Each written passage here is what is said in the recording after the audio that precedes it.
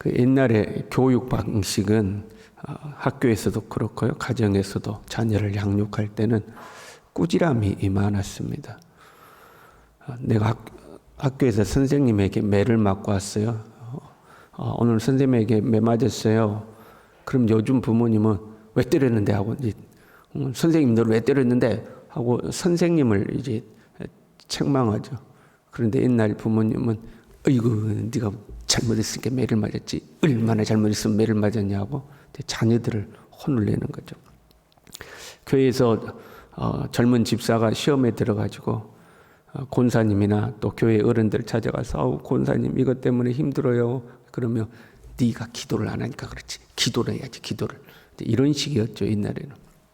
지금은요, 공감을 굉장히 중요하게 여깁니다. 누군가가 그런 이야기하면 이야기를 들어줘야 됩니다. 맞아 하고 공감해 줘야 됩니다. 얼마나 힘들겠냐, 얼마나 어렵겠냐, 이제 이렇게 위로해 주는 거죠. 만약에 지금 시대의 사람들에게 기도를 안 하니까 그렇지, 네가 잘못해서 그렇지, 이러면 상처 받는 거죠. 장단점이 있겠지만 꾸지람이 많던 시절에 비해서 공감해주고 위로해주고 이런 시대를 사는 사람들이 더 약한 것 같아요. 더 쉽게 상처받고 더 쉽게 마음이 무너지고, 조그만 다른 사람이 자기를 책망하거나 싫은 소리 하면 금방 시험에 들고 하는 거죠. 약해지는 부분이 있는 것 같아요. 지금 본문의 성도들은요, 차별받고 홀대받은 시대예요. 크리스찬이라는 이유만으로도 사람들에게 무시를 당해요. 크리스찬이라는 이유만으로도 차별을 받아요. 그런 시대를 살고 있어요.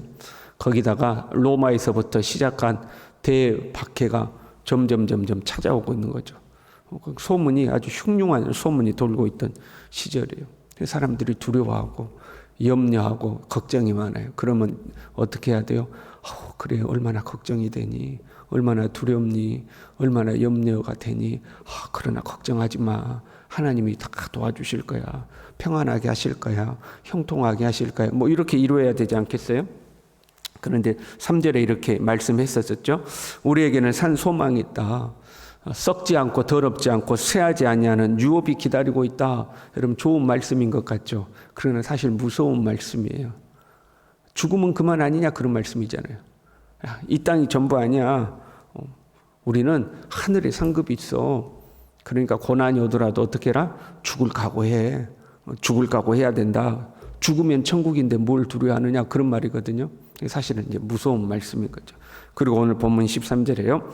너희 마음을 동이고, 여러분, 우리가 마음을 동이는 이렇게 허리끈을 이렇게 탁 짜매는 것을 말하는 거거든요.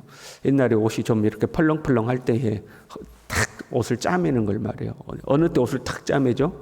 뭔가 일을 시작하려고 할 때, 자, 한번 해보자 하고 탁 짜매는 거잖아요. 그렇게 허리를 동이라는 거거든요. 그런데 마음의 허리를 동여라. 네 마음을 그냥 탁 짜매라는 거야. 각오해라. 결단해라. 그런 말이거든요. 각오를 단단히 해라. 그런 말이에요. 각오 단단히 해야 돼. 그런 말이죠. 마음의 허리를 동이고 근신하여, 근신하라는 것은 정신을 차려라. 그런 말이에요. 그러니까 환난이 찾아옵니다. 박해가 찾아옵니다. 어려움이 찾아옵니다. 이런 소문들이 들려옵니다. 그래서 우리의 마음이 두려워집니다. 점점 이렇게 움츠려듭니다. 근데 뭐야? 야, 정신 차려. 아직 시작도 안 했어. 아직 시작도 안 했어. 너 마음 단단히 먹어야 돼. 너 뭐 각오 단단히 해.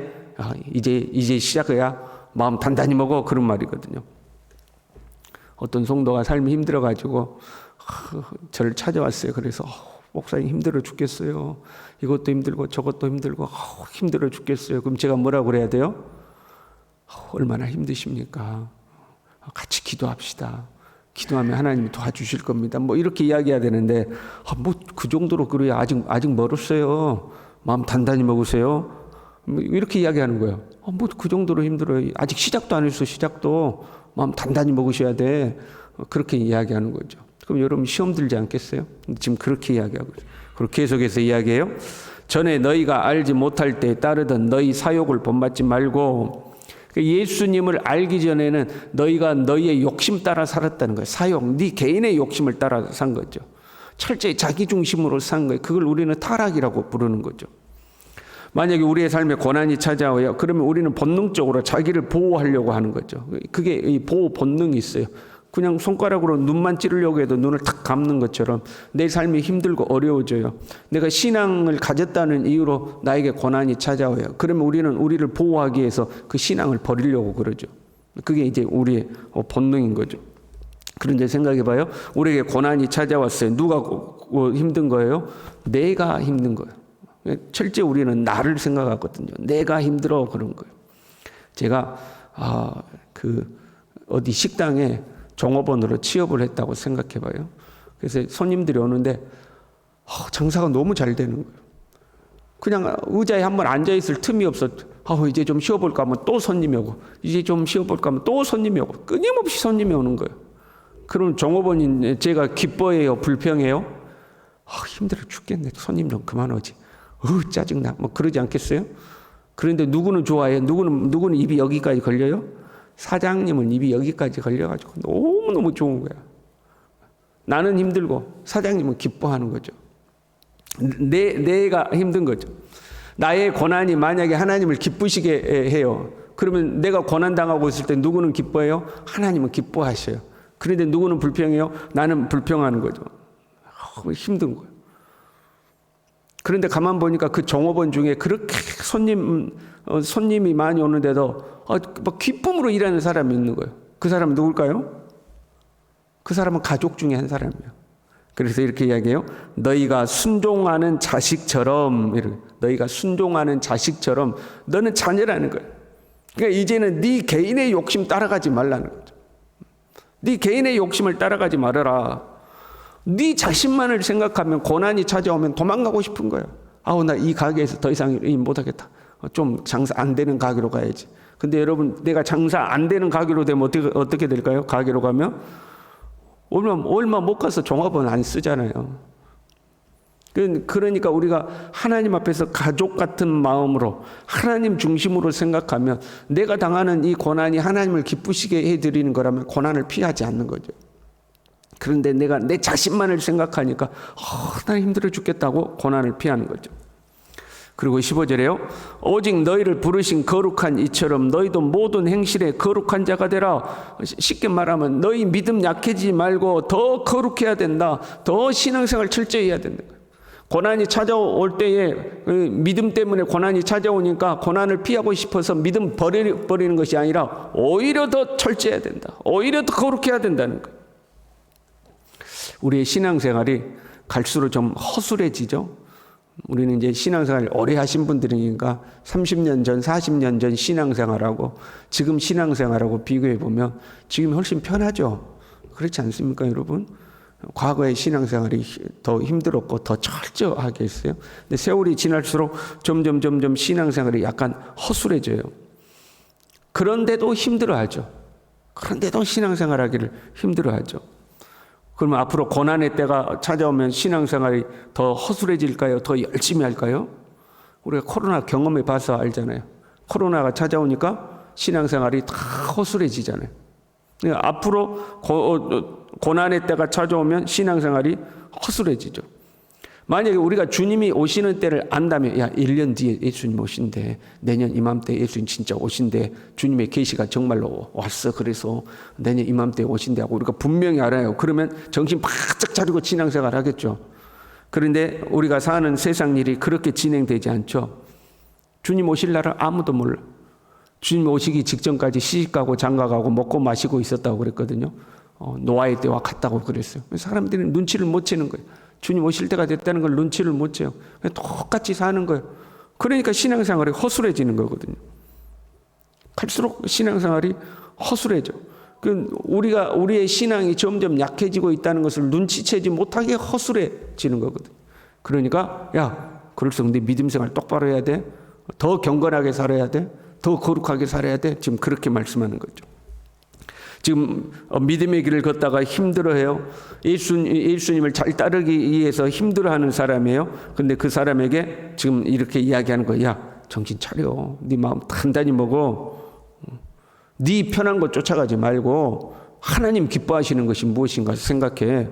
하나님 앞에 더 신앙생활을 열심히 하고 더 경건하게 살아야지 그런 일로 두려워하고 걱정하면 되냐? 지금 그렇게 책망하듯이 교훈하시는 거죠. 이렇게 단호하게 말씀하시는 이유는요, 13절에요. 예수 그리스도께서 나타나실 때에 너희에게 가져다 주실 은혜를 온전히 바랄지어다. 예수님이 다시 오신다는 거예요. 예수님이 다시 오신다는 거예요. 지금 네가 당하는 고난은 잠깐이다. 이 세상 금방 지나간다. 영원하지 않는다. 예수님이 다시 오실 것이다. 그러니까 네 마음의 허리를 동이라는 거예요. 이 땅의 삶이 전부라면 고난을 피해 도망가야 되겠지만 이 땅의 삶은 잠깐이다. 예수님 다시 오신다는 거예요. 비록 네가 고난 당할지라도 주님이 다시 오실 것이다. 우리가 부자 나사로 이야기 알잖아요. 아무리 부자로 살아도 지옥 가면 그 다 필요 없는 거잖아요.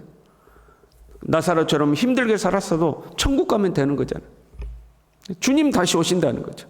그리고 그 주님이 다시 오실 때에 너희에게 가져다 주실 은혜가 있다는 거예요. 주님이 다시 오실 때에 너희에게 가지고 오시는 상급이 있다는 거예요. 그러니 허리를 동이고 믿음의 삶을 잘 살아야 된다 하는 거죠. 반대로요, 17절에요. 외모로 보시지 않고 각 사람의 행위대로 심판하시는 이를 너희가 아버지라 부른즉 너희가 나그네로 있을 때를 두려움으로 지내라. 마찬가지로 나그네 인생이라는 거예요. 이 세상은 나그네 인생이다. 스쳐 지나가는 곳이다 하는 거죠. 그리고 예수님 다시 오실 때 가지고 오실 은혜를 사모하라고 했는데 여기서는 반대로 하나님의 심판이 기다리고 있다 하는 거죠. 한편으로는 주님이 우리에게 은혜를 가지고 오시지만 한편으로는 심판이 기다리고 있는 거죠. 사람을 외모로 보지 아니하고 행위대로 심판하신다. 여러분, 외모하고 행위하고 겉으로 드러나는 거 똑같은 것 같지 않아요? 그런데 외모를 본다는 것은 뭐냐면 딱 우리가 처음 봤을 때 저 사람 참 믿음 좋게 생겼는데 저 사람 좀 괜찮아 이제 이런 거죠. 그런데 1년 경험해봐 2년 경험해봐 하니까 저 사람 처음 볼 때는 겉으로 보기에는 믿음이 참 좋은 것 같았는데 내가 경험해 보니까 아닌 것 같아. 여러분 그런 거 있잖아요. 외모로 본다는 것은 이렇게 겉으로 드러나는 잠깐의 모습을 보는 거예요. 그러나 행위를 본다는 것은 그 사람과 같이 살면서 그 사람이 어떻게 사는지 경험해 보는 걸 말해요. 그러니까 잠깐의 모습이 아니라 우리의 인생을 두고 하나님이 심판하시는 거예요. 네가 어떻게 살았는가 그걸 심판하신다는 거예요. 그러니 어떻게 해라? 정신을 바짝 차리고 마음을 단단히 먹고 믿음의 삶을 잘 살아야 된다. 여러분 예수님 곧 오실 줄로 믿습니다. 근데 예수님이 오시기 전에 뭐가 있어요? 박해가 있다고 그랬어요. 박해가 먼저 있잖아요. 근데 한번 여러분 생각해 봐요. 우리가 지금 자유롭게 신앙생활 하잖아요. 그런데 어느 날 갑자기 박해가 팍 찾아왔어. 어느 날 갑자기 예수 믿는 것들 싹 다 잡아 집어넣어라. 예수 믿는 것들 재산을 다 빼앗아라. 앞으로 교회 다니면 다 감옥에 집어넣어버려라. 갑자기 이런 박해가 찾아왔어요. 그러면 여러분 어떻게 하시겠어요? 그러면 여러분 우리가 거기에 굴하지 않고 믿음을 지킬 줄로 믿습니다. 지금 이 상태로 있다가 갑자기 박해가 찾아오면 내가 죽을지라도 이 믿음을 지킬 것이다. 내가 감옥에 갈지라도 이 믿음을 지켜야 된다. 드디어 박해의 때가 됐구나. 믿음을 지키자. 여러분 그렇게 하지 않겠어요? 그런데 박해가 서서히 찾아오는 거예요. 개구리 물에 넣고 점점 끓이면 뜨거워지는지도 모르고 죽는다고 그러잖아요. 서서히 찾아오는 거예요. 그래서 서서히 우리 신앙생활이 서서히 어느 날 10가지였는데 그 중에 한 가지를 못하게 돼요. 또 지나고 나면 슬그머니 또 한 가지를 못하게 돼요. 슬그머니 찾아오면 사람들이 그게 박해인지를 모르는 거예요. 여러분 그렇잖아요. 슬그머니 찾아오는 거예요. 그럼 그게 박해인지도 모르고 요즘은 다 이렇게 신앙생활 하는 거야. 요즘은 다 이렇게 살아. 그러면서 슬그머니 우리의 믿음을 싹 빼앗겨 버리는 거죠. 박해인지도 모르고 그렇게 사는 거예요. 그래서 어떻게 하라고요? 정신 바짝 차려라 그 말이에요. 정신 바짝 차리고 마음의 허리를 동이고 정신을 바짝 차리고 하나님 앞에 믿음의 삶을 잘 살아라. 주님 다시 오실 때 너에게 은혜를 베푸실 것이다. 그렇지 않으면 사람을 외모로 보지 아니하고 행위를 보고 심판하시는 그 하나님의 심판대 앞에 놓일 것이다. 믿음을 잘 지켜라. 우리 그렇게 살 수 있기를 바랍니다. 기도하시겠습니다. 하나님 아버지, 우리의 마음이 해이해지지 않도록 내 자신의 편안함과 내 자신의 안전함만 추구하지 않도록 우리가 다시 한번 정신을 차리고 주님 앞에 마음의 허리를 동이고 우리의 믿음의 삶, 경건의 삶을 똑바로 살아갈 수 있도록 주님 우리 모두를 붙들어 주시옵소서. 예수님의 이름으로 기도 올리옵나이다. 아멘.